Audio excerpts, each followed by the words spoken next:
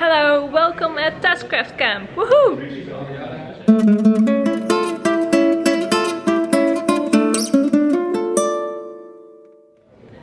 I've never been to an unconference before, so I'm really excited for what today is gonna bring.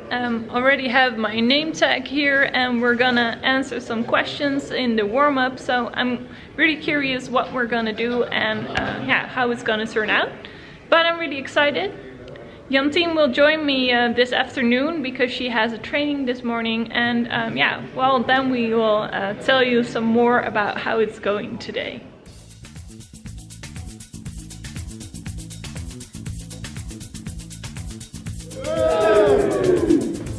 Dear campers, how great of you to come to this first Taskcraft conference.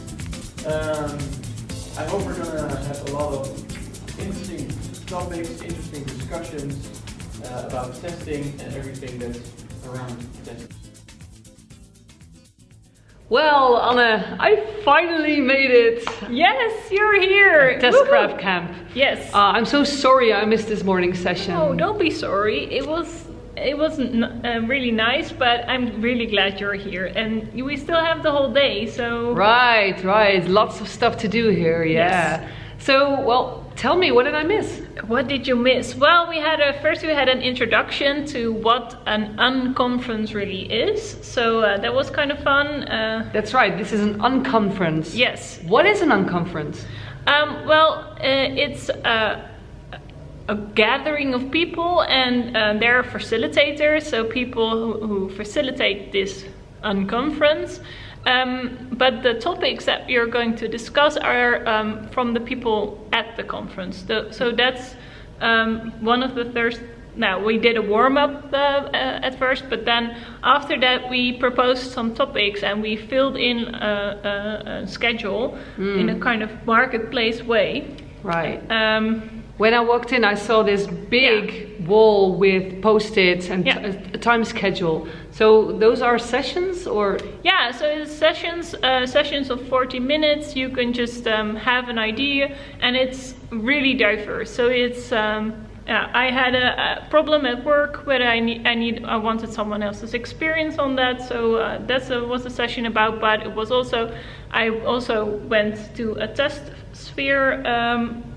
Workshop kind of a thing. So it was about risk storming and how to handle that. So, and that's also the sponsor for this event. And that was really interesting to do that.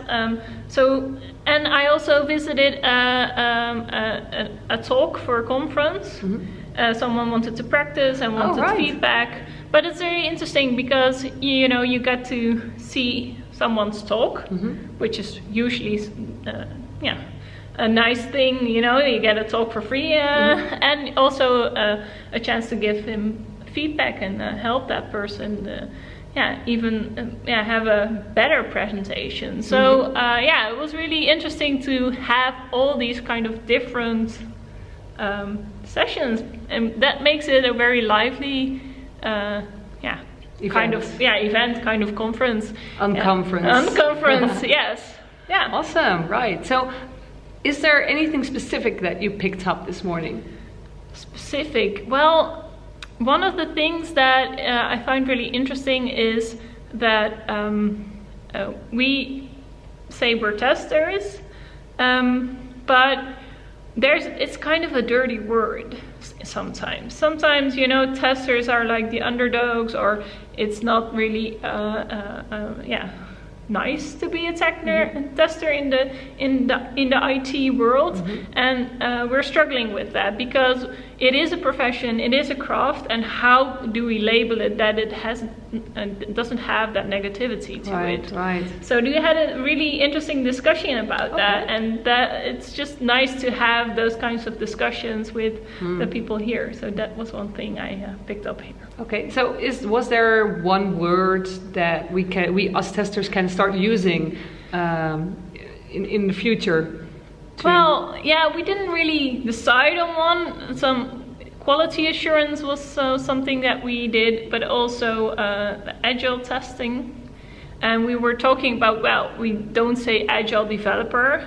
Yeah. But yeah, maybe we should, because, you know, old school developer, I use that sometimes. Yeah, maybe we could use old school tester and tester. Yeah, right. So yeah, what I sometimes use is a agile software testing specialist. I do try to integrate agile into my role. But yeah, you're right. I've never seen developers do that, and maybe we should. You are a part of an agile team, and your specialism is testing in our case, or well, in your case, maybe development. Yeah. Okay. Yes, I transitioned. I admit it. No, I think I still have heart for testing. Of course. That's why I'm here. Heart for quality. Heart for quality. But yeah, I also wanted to have a heart for development. So heart for test automation actually. So nice, cool. Well, I'm curious what the rest of the day brings. I've seen people play a lot of games. They're not just games, but they are trying to use games to improve their team. What they're doing here is they're playing games together and teaching us that you can do that with your team to improve maybe cooperation or maybe insights, all kinds of stuff. So I'm going to take a look around and let's see what they have on the board for the rest of the day.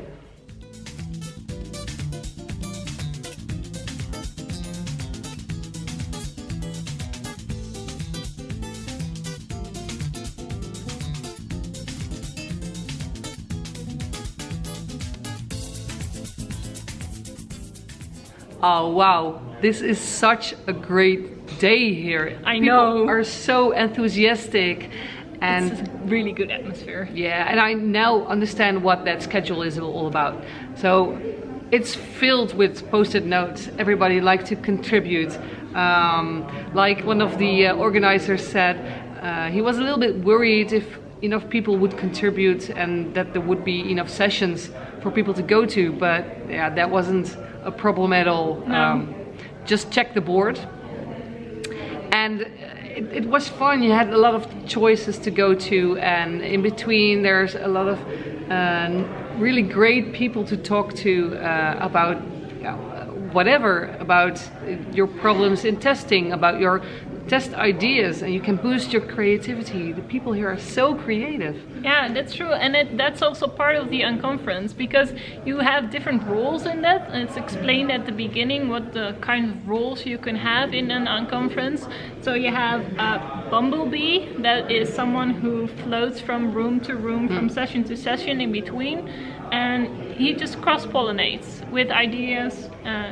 You pick something up from there, contributed somewhere else, and that's the bumblebee role. And then you have the butterfly role, and someone said you just be there and look pretty. So but then you just contribute to a session and stay at one place. Yeah, so a lot of people did that, but there were a few bumblebees, and it was really cool. You just get sucked into a lot of different things, and the conversations afterwards. Yeah, that's also really cool. You know, you meet a lot of people, new people, have meaningful conversations about testing, about working in general, about teams, well, all sorts of topics. So which one were you, butterfly or a bumblebee? I was more of a butterfly. Yeah. So you were more like sucking in the information. Yeah, no, not only sucking in the information, I was actively contributing, but... That's right. But it's also, I don't know, I don't feel the need to really walk away. And that is also a rule of the unconference. You can walk away whenever you want to. No questions asked. This is not something that is frowned upon or something. You're supposed to be walking around if you feel the need to walk around.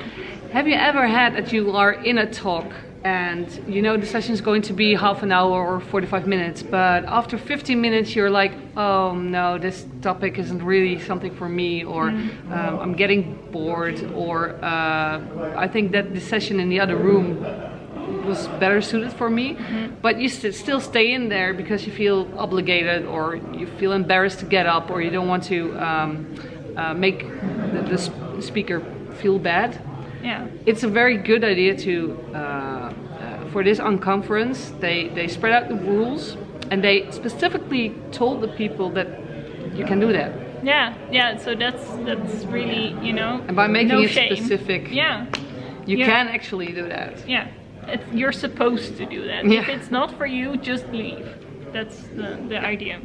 Yeah, so I found that really interesting, and I didn't feel the need to be a bumblebee because I was contributing, and that made it fun. So how did your session go? I had a session, so I just asked for experiences, and it was quite a discussion sometimes. People were really trying to solve my problem sometimes, but that was not really necessary, but it was a really nice discussion. I got some good ideas from it, and so that's really cool. You can come with a problem or with a something you don't understand or want more information about, and you can just ask people here, give me some information about that. Where should I even start? And that's also this morning I had a session with a few people who were picking out information to put on a USB stick for testers, just to have a compact information file, you know, or like an Oracle.